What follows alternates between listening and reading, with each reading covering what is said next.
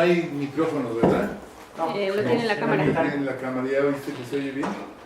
Sí, este hombre es un profesional, entonces ya vio exactamente. Bueno, entonces, Fernando Fernández Font, rector de la Ibero, Fernando Fernández Font, te agradezco que nos recibas nuevamente en tu casa. Una vez al año procuro pasar lista por aquí, porque encuentro dos grandes motivaciones.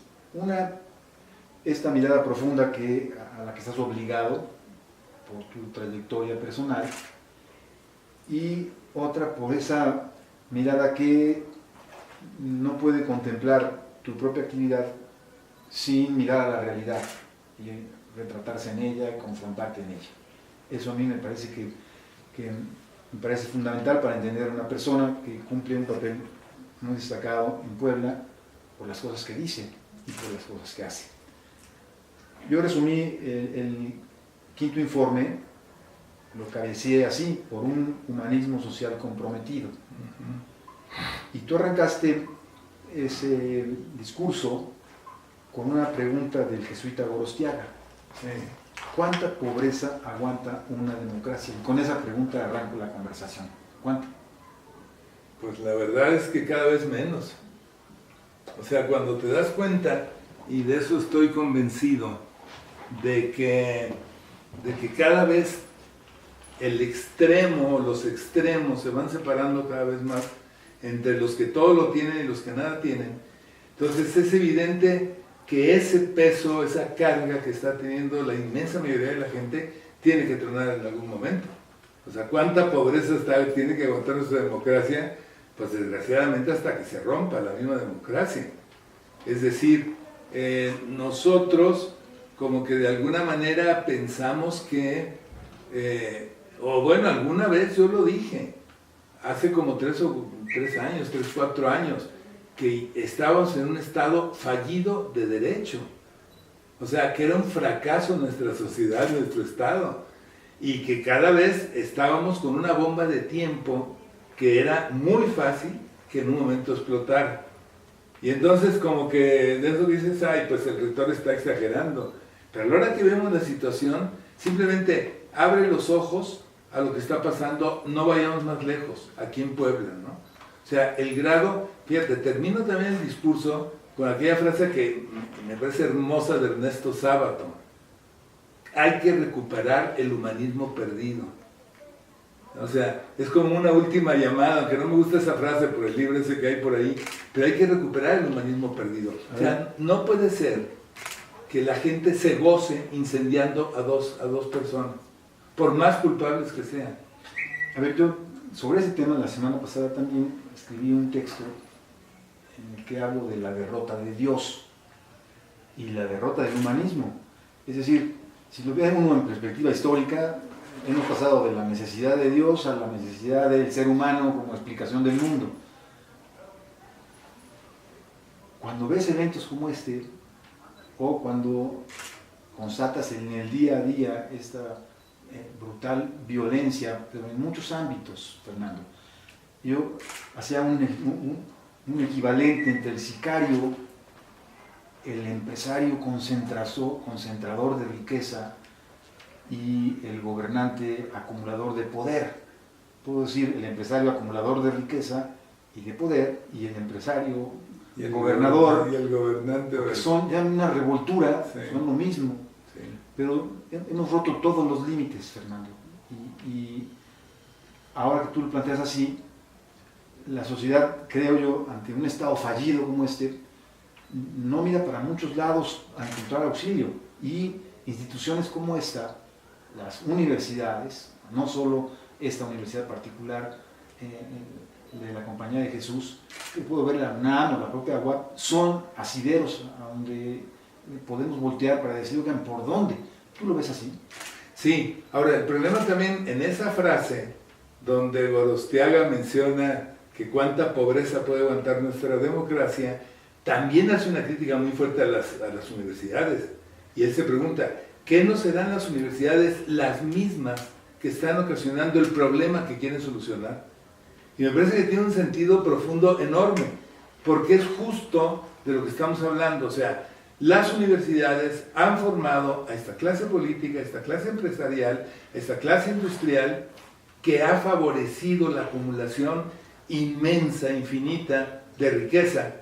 Y que luego, pues como lo dice el padre David, y que yo también más de alguna vez lo he repetido, y siempre me ha caído mal todas esas obras, instituciones que son de beneficencia, que son de ayuda, porque por un lado, lo repetía yo muchísimo también, o sea, primero te roban y explotan y aprietan al pobre obrero todo lo que pueden, y luego ven cómo le compran curitas o remedios a las enfermedades que tienen, pero ellos se siguen enriqueciendo.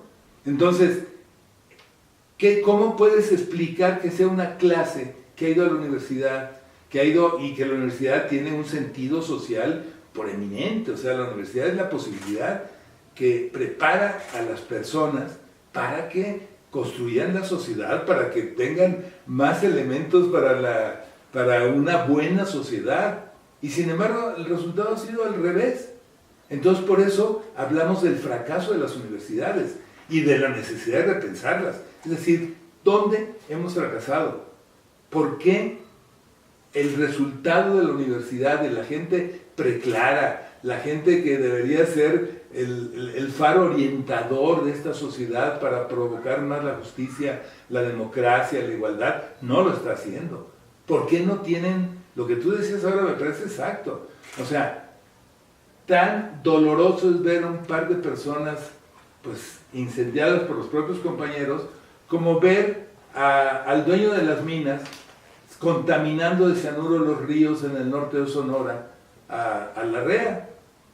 O sea, es que en el fondo es lo mismo, son asesinatos. Pero ¿te acuerdas que nosotros hemos dicho también muy claramente que ya o sea, que quizá el fracaso nuestro es que hemos formado a ladrones de cuello blanco?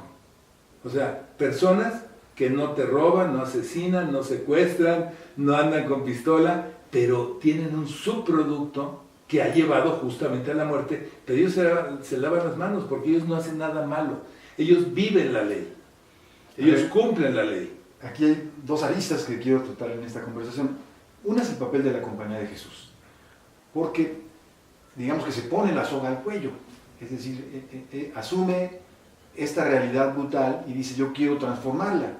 Habla de un proyecto de economía social solidaria, por ejemplo, es decir, no nomás dice qué jodidos estamos, sino dice construyamos alternativas, ¿no? La mayor parte de las instituciones no se ponen esa soga al cuello, entonces estamos formando y ya que cada quien decide tome su camino en la vida. La Compañía de Jesús sí les propone una ruta, es decir, de ciudadanos que se comprometan con la realidad social, que sean solidarios, compasivos con el otro, ¿no? Es el carácter fundador de la Compañía de Jesús, el carácter cristiano, voy a decirlo claramente. No tiene por qué tenerlo una universidad pública, tiene que encontrar sus valores en el humanismo, que también está en el hilo de la ruptura. ¿Cuál humanismo? ¿Qué sustenta la universidad pública en un momento como este? Sobre todo una universidad pública que se queda callada ante lo que está pasando. Entonces, ¿qué papel tiene la Compañía de Jesús? Ese es uno. Y luego el otro es ese. Es posible, ante esta realidad de violencia, de concentración, acumulación de poder y de riqueza, es posible encontrar alternativas en un mundo así. ¿Por dónde empezamos? ¿Por el papel de la Compañía de Jesús?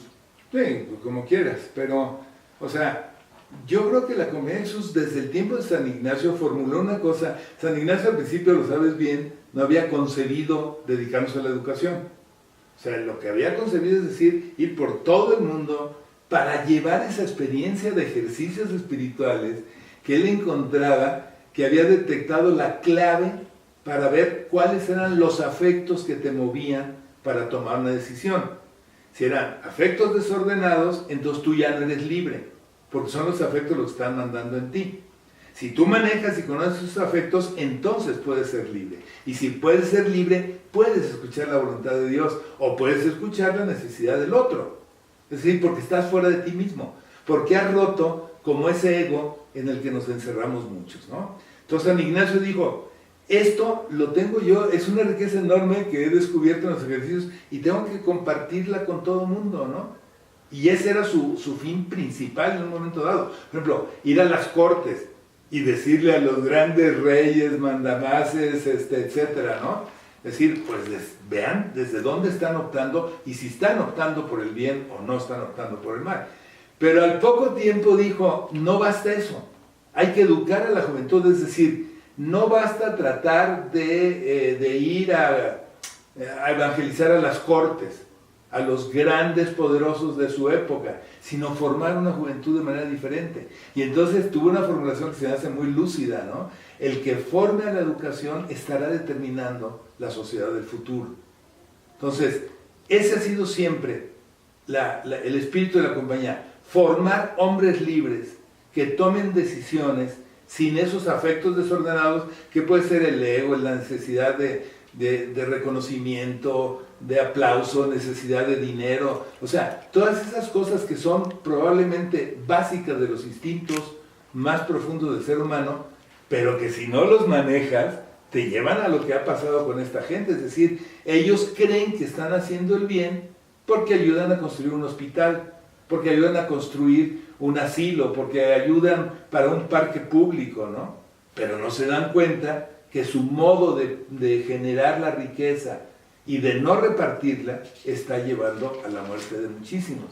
Entonces la Compañía de Jesús, desde el principio, o sea, piensa en las misiones del Paraguay, en las reducciones, piensa lo que hizo Aquino aquí, el padre Aquino, en todo el norte, que lo que hizo fue decir, ¿cuál es la necesidad de esta gente? ¿Cómo le puedo ayudar a construir? O sea, él escuchó. Él se puso en los zapatos de los pobres, de los indios, de toda la gente que no eran los nobles españoles que habían llegado aquí. Y desde allí construyó una posibilidad de comunidad, de sociedad, de población que pudiera desarrollarse. Hasta llegar, como en el Paraguay, a que los indígenas pudieran escribir partituras de música clásica, ¿verdad? O sea, maravilloso, ¿no? Entonces la Compañía de Jesús siempre ha estado como muy sensible a las necesidades de los otros y ha dicho, si tengo obras, van a ser obras apostólicas, cuyo fin va a ser cómo transformas para bien la sociedad en la que estás enclavada. Allí hay una diferencia, tú mencionabas lo de la universidad pública o otras universidades. Nosotros siempre hemos concebido el título que una universidad como la nuestra da como un título de producto privado, de elaboración privada, pero de función pública. Porque el título que sacan nuestros alumnos no es para ellos, es para que con ese título sean capaces de comprometerse para los demás.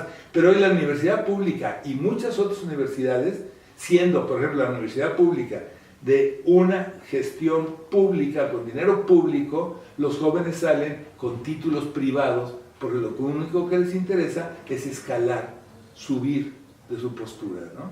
Entonces, a mí me parece que eso es una parte sumamente delicada, ¿no? Y nomás es como el colmo que una universidad privada como la nuestra esté cumpliendo una función que debería de cumplir la pública. ¿Aguanta la Compañía de Jesús una contradicción así? Es decir, yo estoy pensando en los años 70, donde la compañía sufre una profunda crisis que llevado al cierre del Instituto Patria, al ya no querer verse como una institución que estaba educando a los ricos, ¿no? Yo escucho el discurso al que has hecho referencia de David Fernández, equidad, inclusión y medio ambiente, las exigencias de la justicia, hubiera cabido a la perfección en 1970 con el pajarito, el padre Martínez, Enrique Gutiérrez Martín del Campo. Esta compañía está nuevamente en la punta de lanza diciendo las cosas que se tienen que decir. Aguanta esa contradicción dentro de la institución Iglesia Católica Mexicana, dentro de la institución Estado mexicano, que les da un lugar a las universidades particulares, pero con claras delimitaciones de dónde no más pueden llegar. ¿Aguanta esta contradicción, este discurso que están dando ustedes?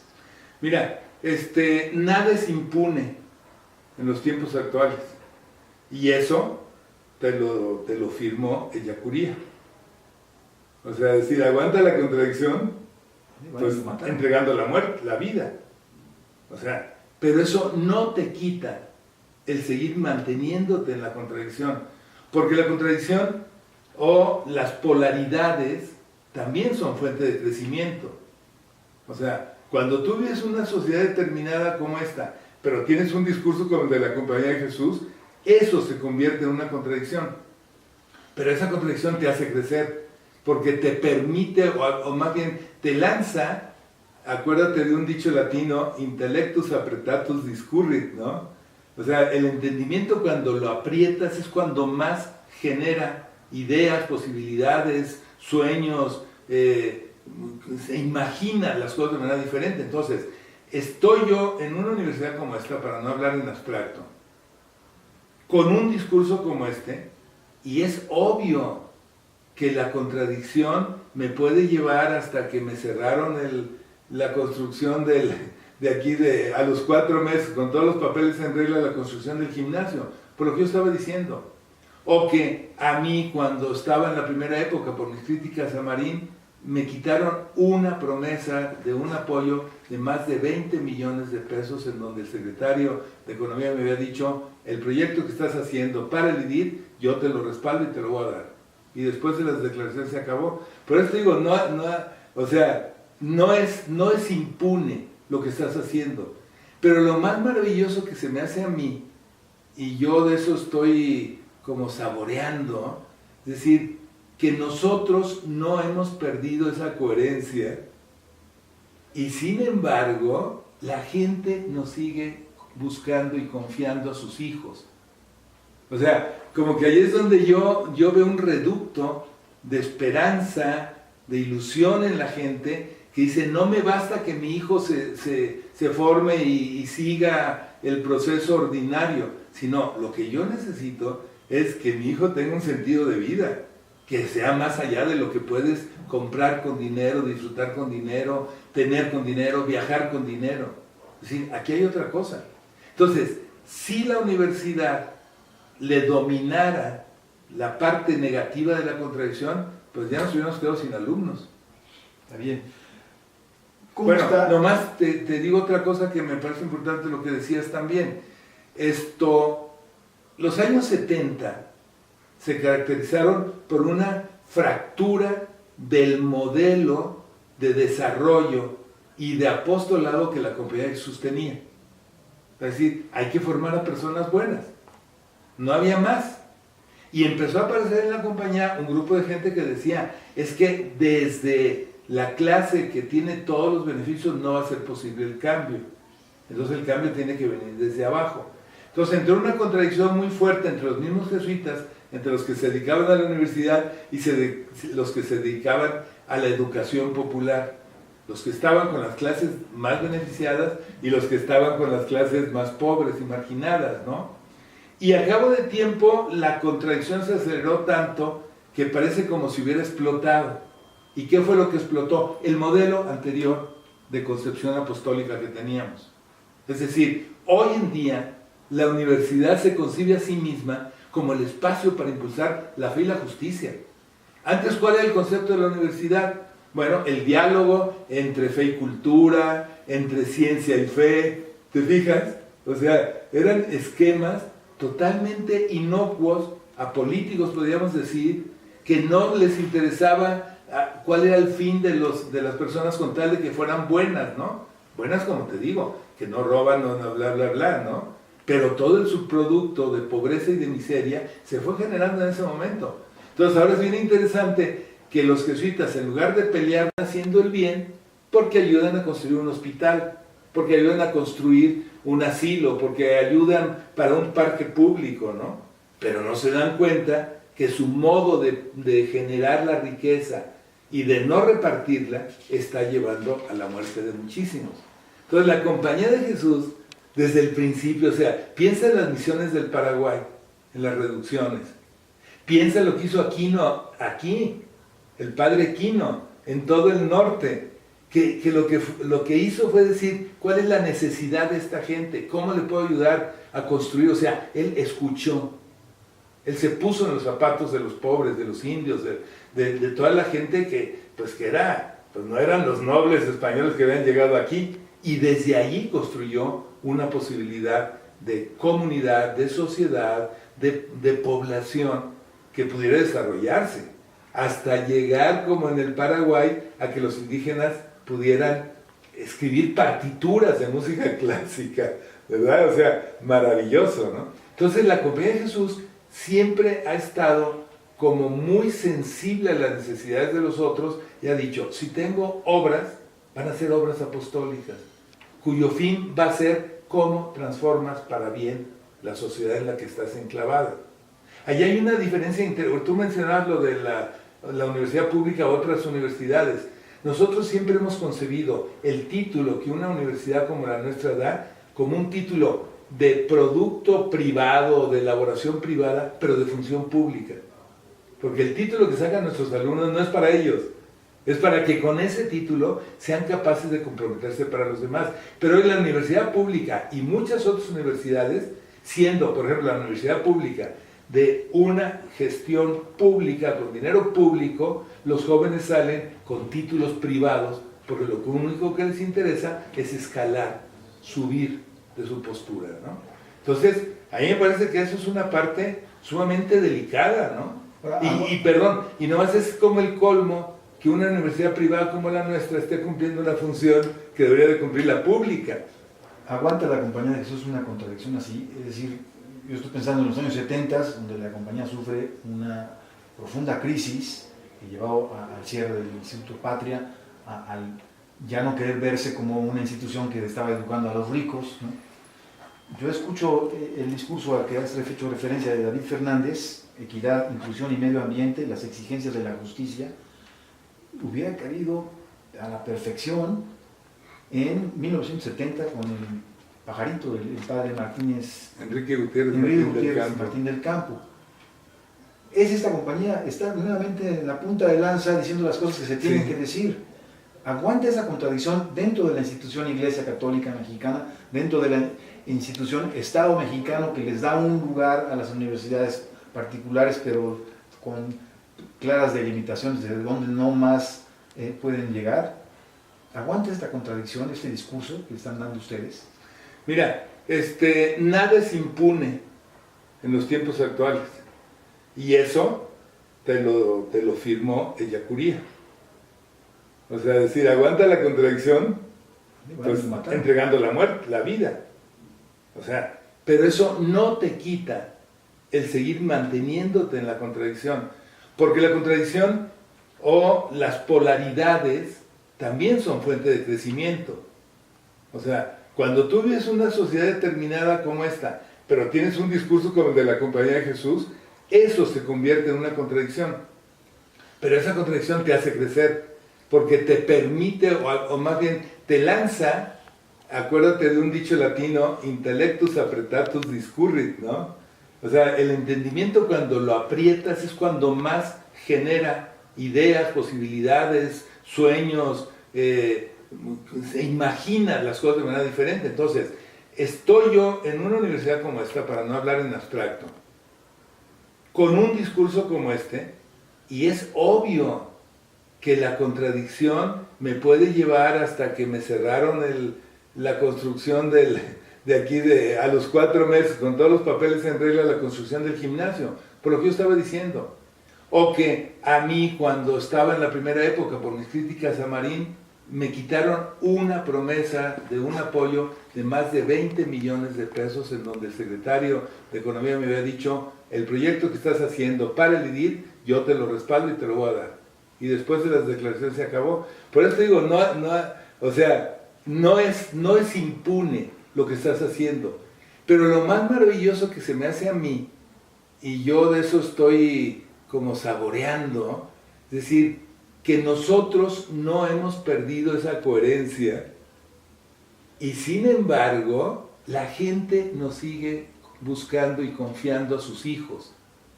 O sea, como que ahí es donde yo veo un reducto de esperanza, de ilusión en la gente, que dice, no me basta que mi hijo se forme y siga el proceso ordinario, sino lo que yo necesito es que mi hijo tenga un sentido de vida, que sea más allá de lo que puedes comprar con dinero, disfrutar con dinero, tener con dinero, viajar con dinero. Es decir, aquí hay otra cosa. Entonces, si la universidad le dominara la parte negativa de la contradicción, pues ya nos hubiéramos quedado sin alumnos. Está bien. Bueno, nomás te digo otra cosa que me parece importante lo que decías también. Los años 70 se caracterizaron por una fractura del modelo de desarrollo y de apostolado que la Compañía de Jesús tenía. Es decir, hay que formar a personas buenas. No había más. Y empezó a aparecer en la compañía un grupo de gente que decía, es que desde la clase que tiene todos los beneficios no va a ser posible el cambio. Entonces el cambio tiene que venir desde abajo. Entonces entró una contradicción muy fuerte entre los mismos jesuitas, entre los que se dedicaban a la universidad y los que se dedicaban a la educación popular. Los que estaban con las clases más beneficiadas y los que estaban con las clases más pobres y marginadas, ¿no? Y a cabo de tiempo la contradicción se aceleró tanto que parece como si hubiera explotado. ¿Y qué fue lo que explotó? El modelo anterior de concepción apostólica que teníamos. Es decir, hoy en día la universidad se concibe a sí misma como el espacio para impulsar la fe y la justicia. Antes, ¿cuál era el concepto de la universidad? Bueno, el diálogo entre fe y cultura, entre ciencia y fe, ¿te fijas? O sea, eran esquemas totalmente inocuos, apolíticos podríamos decir, que no les interesaba cuál era el fin de las personas con tal de que fueran buenas, ¿no? Buenas, como te digo, que no roban, no bla, bla, bla, ¿no?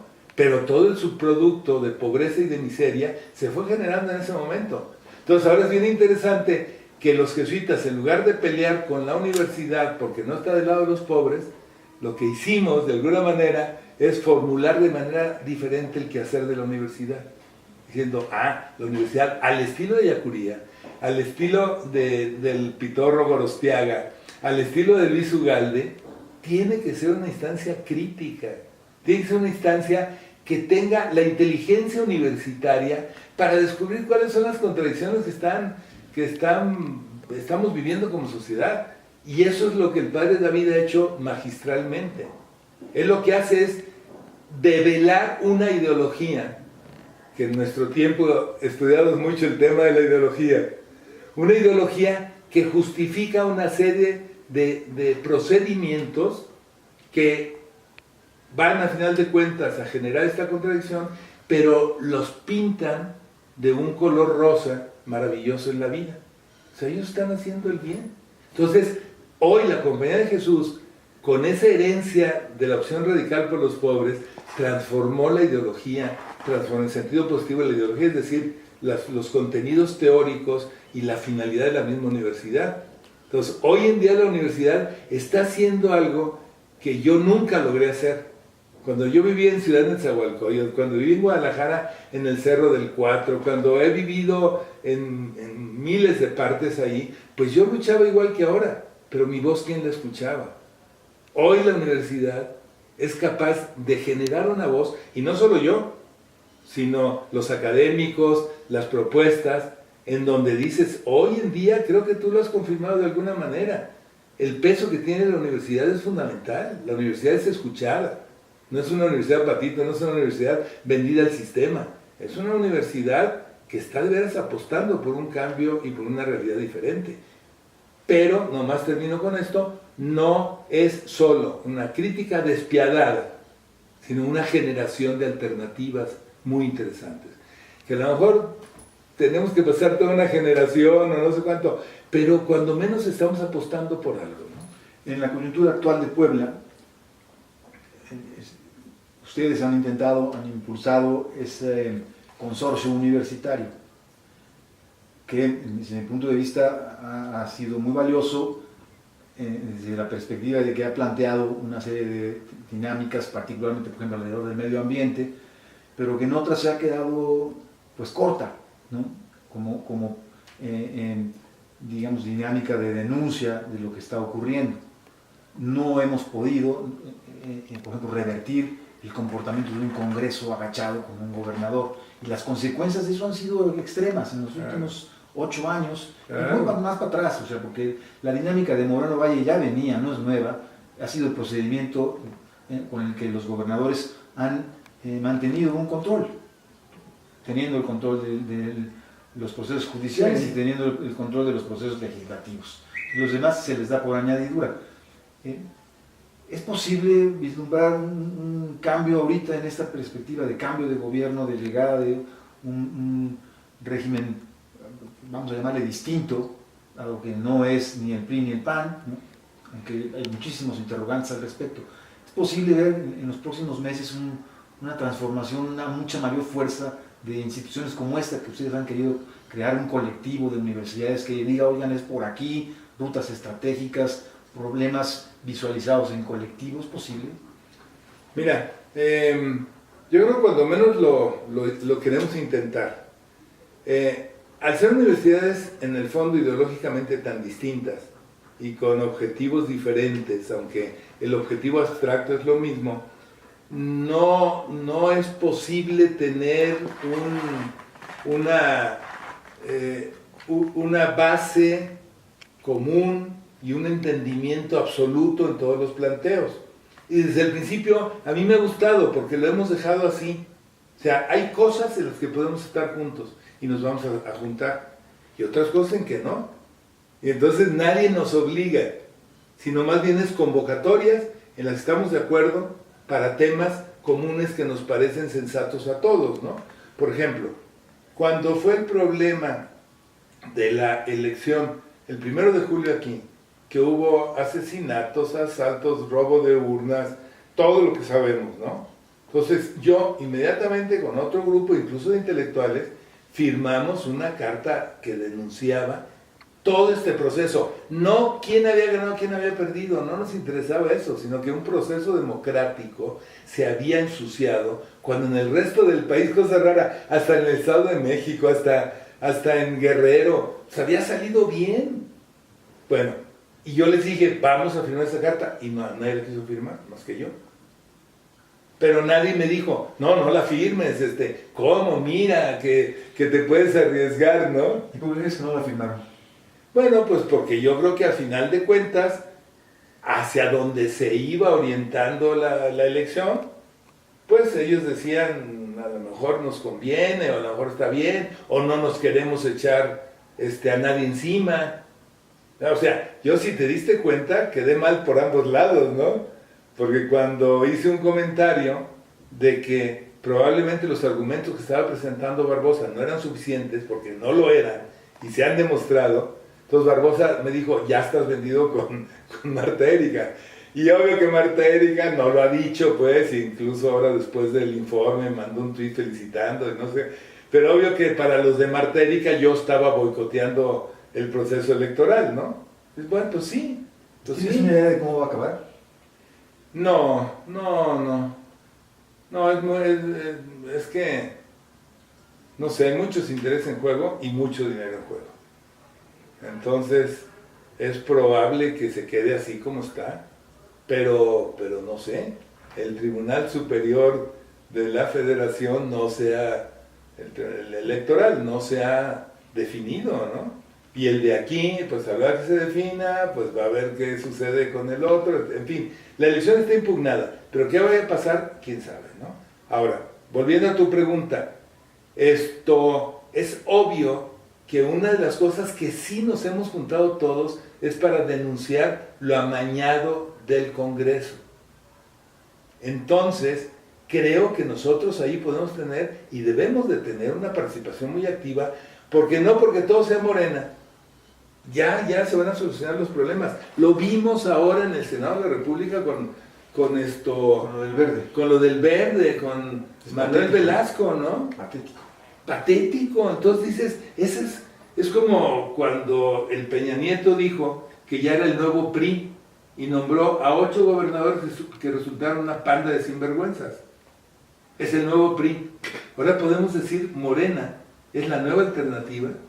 O sea, ¿va a cambiar?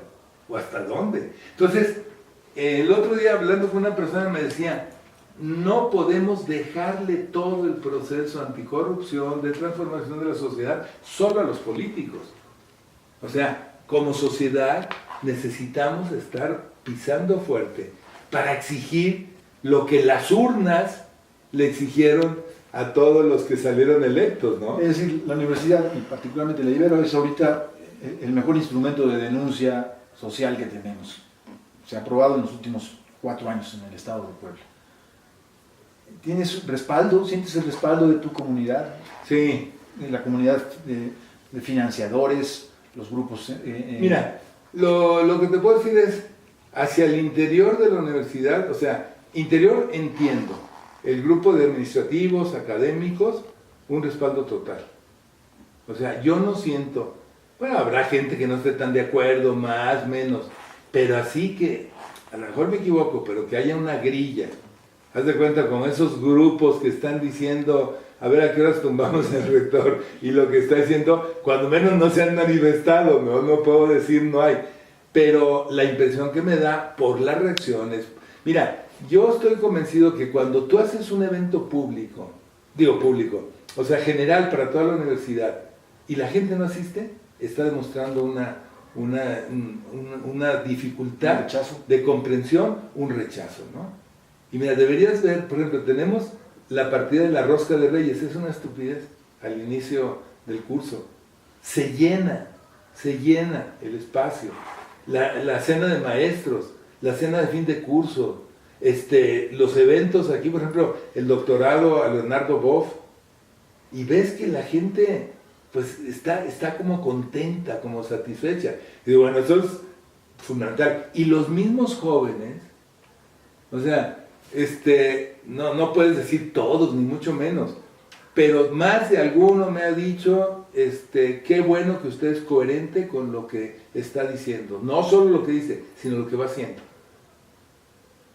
Y eso para mí me satisface. Luego, si ellos me tuvieran así como un rechazo, una indiferencia, sin duda, por ejemplo, no sé si viste ahora que sacaron un billete de 1,000 pesos, de los nuevos billetes.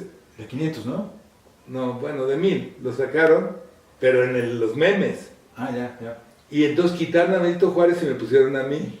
Entonces, y yo les preguntaba, porque ya los códigos de lectura son diferentes a los que yo tengo. Y alguien decía, no, es que están valorando mucho, te están valorando como persona. Entonces digo, mira qué interesante, ¿no? Entonces, por un lado, yo siento que la comunidad educativa, los jóvenes, pues de alguna manera se van convenciendo de que este es el camino, ¿no? Y por otro lado, los adultos, los académicos y todo, lo responden. Los patronos, pues por el mismo dinamismo de la misma universidad, que cada vez está más consolidada, los que están más cercanos con nosotros nos han apoyado, no tengo yo ningún problema con ellos, ¿no?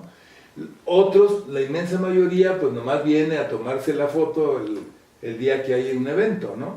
Y ya, ¿no? Pero no he sentido yo, así como una presión interna, ¿verdad?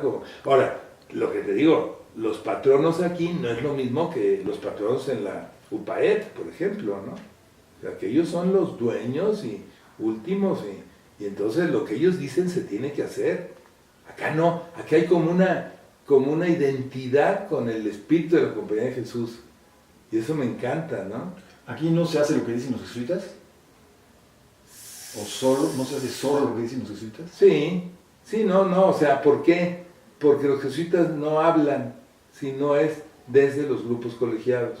O sea, yo como rector, pues no te creas que lo que voy diciendo estoy como loquito hablando, ¿no? Tengo el consejo de rectoría y todo lo consenso allí. Luego tenemos la junta de gobierno, que ahí están 4 patronos, y académicos y directivos, y yo también, ¿no? E incluso yo no soy o sea, la presidencia es rotativa.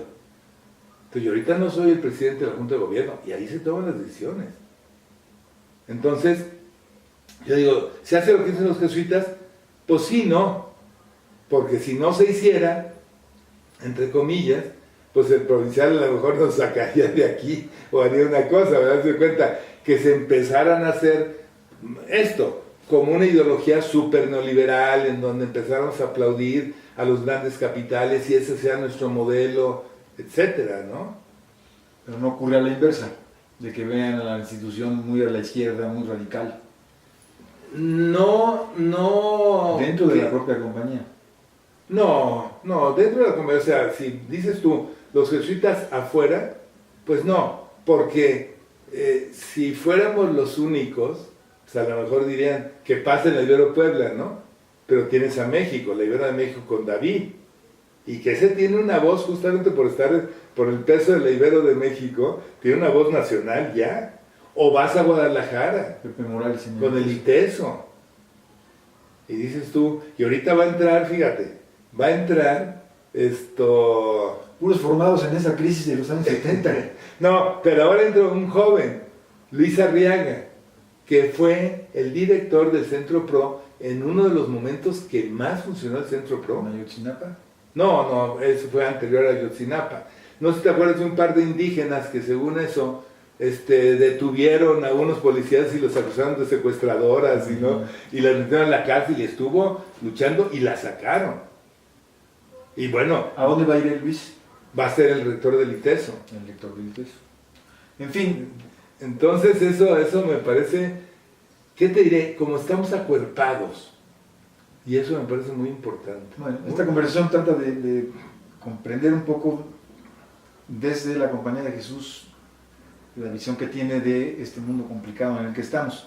¿Hacia dónde va tu rectorado? ¿Terminas este año ya? En un año, bueno, sí, o sea, me queda un año. Un año y luego ya tienes que salir. Sí. ¿A dónde vaya? Pues no sé. Eso no se Eso sabe. no sé. No, yo hacia dónde quiero ir, estamos teniendo un proceso de planeación pues para los próximos 10 años que me está resultando sumamente interesante. O sea, hoy en día no puedes planear para el año que entra. Tampoco puedes soñar demasiado para dentro de 200 años, ¿no? Pero sí tienes que estar viendo hacia dónde van las principales tendencias para poder entonces como ir alineándote hacia allá. Entonces estamos teniendo una doble fuente de alimentación, que una se llama Ibero con el Mundo, que estamos entrevistando, bueno, ya se entrevistaron a 63, más o menos 64 personas claves por alrededor de una hora, como por ejemplo al que es el director de Universidad Santander, o al rector de la UDEM de Monterrey, o a José Ramón Cosío, que ya no Que vino aquí a una supe conferencia. si lo acababan pero él estaba dispuestísimo a hacer Eso lo están haciendo todas, Entonces, el sistema de universidades. nomás Ibero nosotros Puebla. aquí. Nomás. Claro, luego participaremos. Entonces, las preguntas fundamentales es, ¿cómo ven la universidad a 10 años? ¿Por dónde tendríamos que ir? Entonces, te imaginas la riqueza desde políticos de clase, de talla, ¿no? Los que tenemos más al alcance de la mano, hasta niños de secundaria. Agarras a un niño y le preguntas, agarras a otro de prepa, agarras... Y así, ¿Cuándo ¿no? publican este trabajo? No, pues estamos en un proceso de elaboración porque tú te sabes lo que es entrevistas de una hora y lo que están haciendo son las frases claves y poniendo como los discursos, pegándolos a la pared, ya tienen todo y luego viendo cómo se cruzan las diversas entrevistas. Y al mismo tiempo lo estamos cruzando con una cosa que hicimos ya hace casi 2 años, que es juntar a toda la comunidad mezclada en ruedas, en mesas de 20 personas, diciendo, ¿cómo sueñas la universidad del futuro? Esta Ibero del futuro, ¿cómo te gustaría que fuera? Entonces cada quien se fue, desde jardineros, vigilantes, académicos, administrativos, etcétera, etcétera, ¿no? Entonces salieron más de 2.200 sueños. Entonces todo eso se está procesando, y entonces una cosa es, ¿cómo sueña la universidad su futuro? Y cómo la gente de afuera que está en contacto con el mundo real piensa que ha de ser la universidad. Y estamos en este momento cruzando esas informaciones para de ahí entonces hacer una línea estratégica. Entonces, ¿qué quiero yo? Pues poder cuando menos en un año dejar dejar ya como cuando menos delineados los derroteros fundamentales de la universidad, ¿no? Bueno, cerremos entonces con la frase del principio. Para ti, ¿qué es una universidad comprometida con un humanismo social? Pero mira, allí yo creo que un humanismo social crítico, digo yo, ¿verdad? O sea, humanismo, ¿qué es? O sea, poder integrar al ser humano de tal forma que sea capaz. Para ti, ¿qué es una universidad comprometida con un humanismo social? Pues mira, allí yo creo que un humanismo social crítico, digo yo, ¿verdad? O sea, humanismo, ¿qué es? O sea, poder integrar al ser humano de tal forma que sea capaz de vivir en sociedad y de disfrutar la vida con los demás. O sea, que es una igualdad, que es una posibilidad de que todo el mundo tenga los derechos humanos fundamentales satisfechos, ¿no? O sea, ese es para mí un humanismo, ¿no? Ahora, todo el mundo habla de humanismo. Y ahí entonces es donde yo te digo que es la visión diferente de nosotros. Porque humanismo, ¿qué es? Pues que Don Slim o Larrea o cualquiera de estos, pues es humano porque ayuda a los humanos, ¿no? Yo digo, no, este humanismo tiene que ser social. ¿Qué quiere decir social? Que ese humanismo no puede llegar a ser lo que es si la sociedad en la que vive no está reproduciendo los valores que todo humanismo tiene que tener. ¿Ves? Entonces, cuando ya te dices tú, esto que tú vives, ¿lo está viviendo el de al lado? ¿Lo están viviendo los de abajo? Estamos generando una sociedad de acuerdo a este proyecto humano. Lo puedo decir que Dios, o que seas ateo, ¿verdad? Es decir, cualquier ateo que tenga un sentimiento profundo, pues descubre que la naturaleza humana es buena y tiene que vivir en paz y tiene que compartir, y etcétera, etcétera, ¿no? Pero finalmente un humanismo social comprometido, crítico, ¿qué quiere decir? Pues que entonces te comprometes críticamente para no dejarte poseer por ideologías que justifican un status quo y que es el mismo que está destruyendo la sociedad que queremos, ¿no? Entonces hablar de humanismo solo, pues es maravilloso, porque no nos compromete. Y ahorita resulta que toda universidad es humanista. Yo digo, ay, ¿de veras? Entonces, ¿qué están entendiendo por humanismo? Una abstracción del ser humano. El ser humano soy yo que tengo todas las posibilidades de vida. No, espérame. ¿Y la sociedad qué? ¿Qué está pasando en la sociedad? Entonces el modelo de humanismo se estrella contra una sociedad en donde nos estamos matando unos a otros y nos estamos destruyendo. ¿Y que por qué es crítica? Acuérdate de crítica en sentido griego, es la capacidad de penetrar profundamente en la realidad, no en la apariencia. Un poco volviendo a Platón y a todos ellos, ¿no? No vivamos con ideologías, no vivamos en el mundo de las sombras. Analicemos cuál es la verdadera realidad. No nos quedemos al aire, ¿verdad? Entonces, crítico quiere decir que estás yendo al fondo de las cosas y llamando a las cosas por su nombre. Y termino con lo que es el lema de la universidad. La verdad nos hará libres, no la mentira, no la ideología, no el manipular y acomodar las cosas para nuestra propia conveniencia, sino la verdad. ¿Cuál es la verdad? Que estamos en una sociedad destruida. ¿Cuál es la verdad? Que hay unos cuantos que han destruido esa sociedad. ¿Cuál es la verdad? Que esos han hecho alianza con los políticos, tú lo decías al principio, empresario político, político empresario, lo que tú quieras, pero que ha llevado a una injustísima distribución de la riqueza. Y entonces, claro, que cuando a ti te falta lo elemental para comer, cuando te han hecho que salgas del campo, que eres una persona excelente, y te hacinan en ciudades dormitorio, marginadas, pues se destruye la naturaleza humana. Entonces, ¿qué malos son los que secuestran? ¿Qué malos son los que roban? ¿Qué malos? Pues sí, pero ¿quién los provocó? O sea, ¿por qué los campesinos a lo mejor de Francia, de Alemania, de Suecia, pues son unas personas excelentes? ¿Por qué no hay esos niveles de degeneración que hay aquí? Bueno, pues porque hay una justa distribución de la riqueza. O sea, ciertamente hay gente que tiene más, pero un mínimo de gente que no tiene, y luego la inmensa masa media, la clase media, que es la que le da. Recuerda que la clase media es el equilibrador de la sociedad, y aquí se destruyó la clase media. Viendo para adelante, ¿crees ver un país distinto con esas capacidades? Pues mira, lo sueño, pero no sé si me dolería muchísimo. Yo en la mañana usaba una comparación que es que estas elecciones son como el trampolín que nos ha hecho la ilusión, digo, en general, ¿no?, de que vamos a dar un brinco hacia adelante. Pero si el trampolín se rompe, vamos a caer más hondo. Y eso es lo que yo veo. O sea, no es posible que en un movimiento como este, como, pues sí, lo voy a decir muy fuerte, ¿no? Pero las cucarachas, las ratas y todo, que sintieron que el barco donde estaba se estaba hundiendo, ahora se pasaron acá. Entonces, o sea, ¿quién va a mandar? El mismo López Obrador tiene claridad. Yo leía ayer un artículo del Universal de Sara Cercovich que decía, qué bueno que López Obrador está siendo incoherente con todo lo que dijo, porque era imposible que lo pudiera vivir, y entonces decir, qué bueno que esas cosas lo está echando para atrás. Pero estas otras cosas que sí puede hacer, vamos a ver si las hace, ¿no?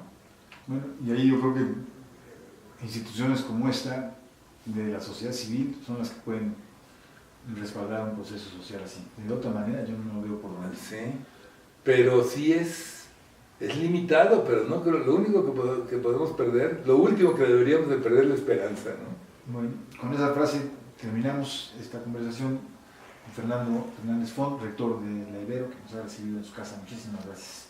Esta entrevista para Mundo Nuestro. Muchas gracias. Muy bien, Sergio, encantado. Igualmente. Y gracias. Gracias a ti.